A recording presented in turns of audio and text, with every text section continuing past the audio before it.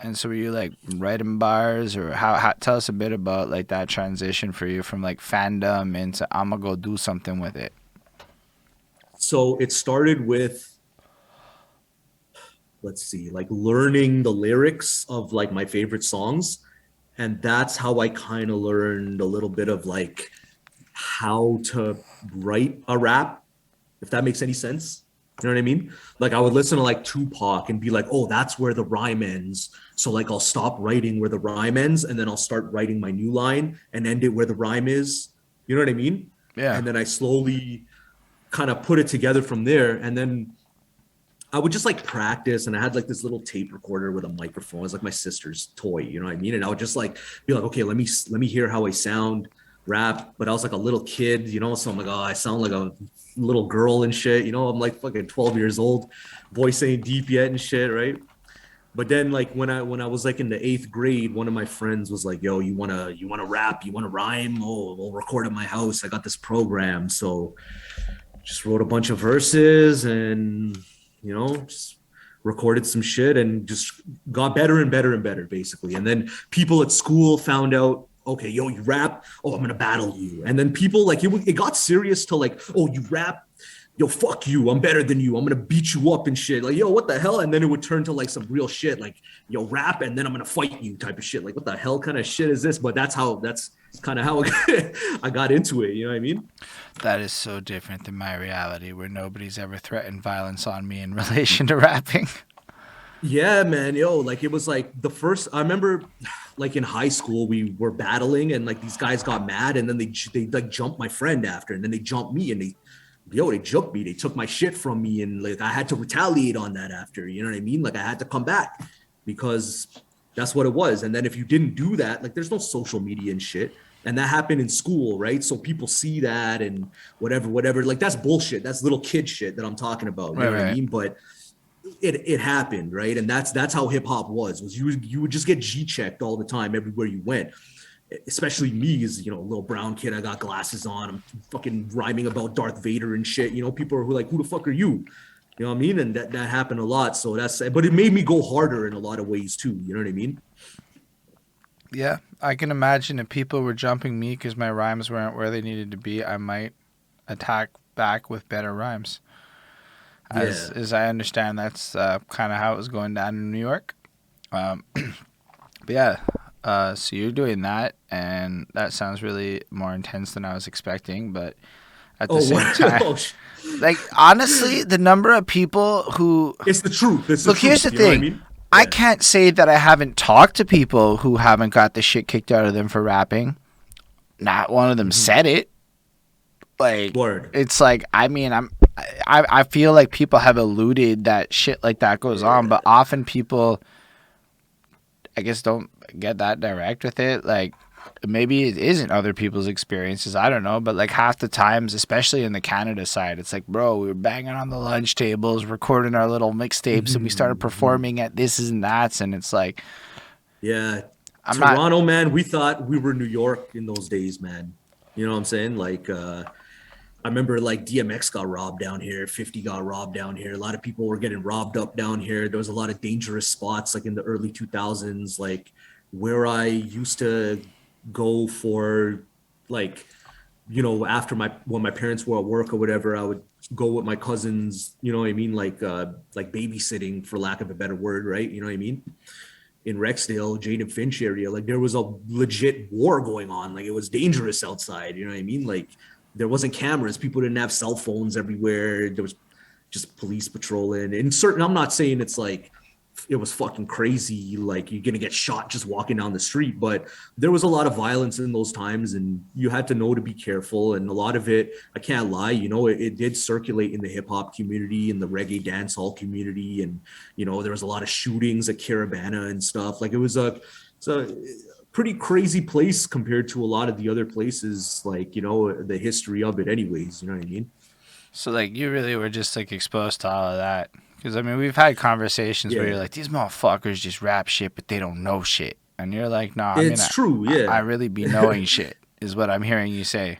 Like I've had to Yeah, experience things in my life where when people talk about it in their bars, it doesn't feel like they know what they're really saying or the consequences of it. You know, like yeah.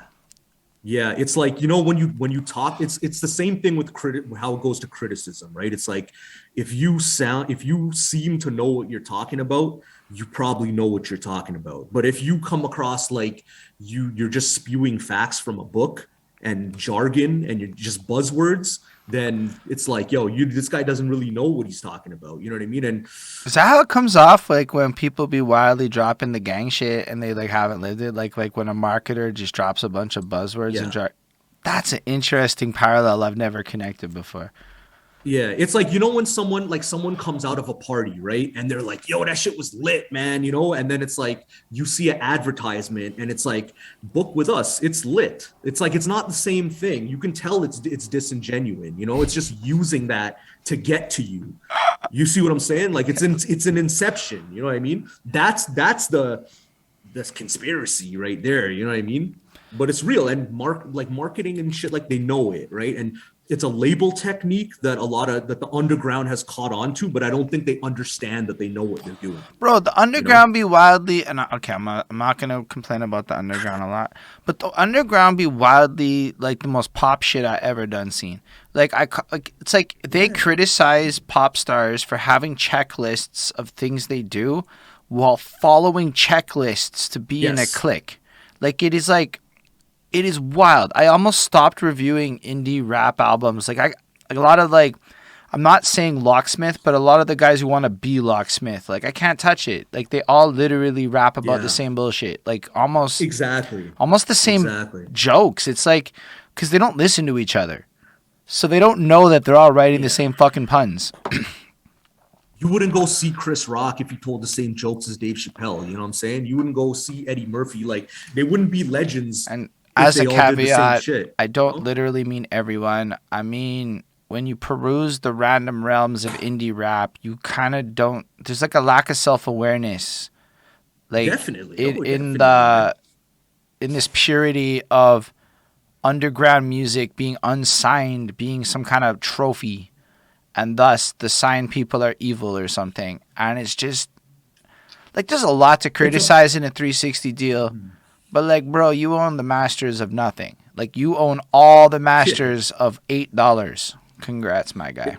Yeah, it's a big hubris. It's a very big hubris because of what it was. And it's evolved so much recently and become something else. And a lot of people still they want to hold on to what it was. You know what I'm You're saying? spitting it It's like, facts. That's all facts yeah, to me. yeah. And it's like what I was saying about, okay, yeah, I took my lumps in the past and I came up rough and whatever, but like I'm not going to expect that of the newer generation. I'm not going to expect that of people that came after me. I can't even expect that of my own peers because you know what? During that time, a lot of what I did, it's because I was hanging with older people and I was seeking shit out. And like I made, everybody makes their mistakes, but rarely did I run into other people like me. When we did, we either clicked up, we ended up bumping heads. But I don't expect that to be the culture anymore. Things move Right. forward. You know what I mean? Yeah. Also, it's like, I don't know how to explain this, but like, it's everybody that likes hip hop now. It's not a Yes. subculture, it's pop. It's like rock. Yeah. It It's like what happened to rock and roll, basically. facts. And so, like, Yeah. when you have this, hip hop used to be cultural mentality, right? Frankly, if you're not even from New York, I don't even know what you're saying. You inherited some shit that you There you imported. go. It's not hip hop what you do. It's probably a thing that is similar. It's a cousin. That's a big conversation I'd be having with my New York's homies though. So like don't think this is just me talking up my ass. Um but Word. like I think what we do in Montreal shouldn't even like we should just come up with a new word for it. Like the all the cool places came up with new words for their subgenres and like that Yeah. actually helped differentiate it from it. But like the number of people I see that are just grabbing classic samples, throwing on a boom bap beat, and trying to do impressions of New York flows is wild. Yeah. Because Yeah. the New York guys that have been there since '94 are still there rapping, and you guys may not know that, but like they all still Yeah. rap, and They're there, man. It's their flows are and pristine. you can't touch a dude who's like a method man, a red man, you know what I mean? Even RZA dropped an album recently. You know what I mean? Havoc and Styles P dropped an album recently. Jadakiss been consistently dropping albums. Pretty sure even Chic Luch has a mixtape that dropped recently. You know what I mean? There's so But bro, much, and also they all got the skin in the game. You know? imagine all the underground. I've been learning about the underground in New York. Yeah, So you just got to that's a imagine. whole other yeah. So like there's thousands and thousands of NYC rappers be busting out that NYC flow on top of all the rest of the world busting out that. It's just wild to me.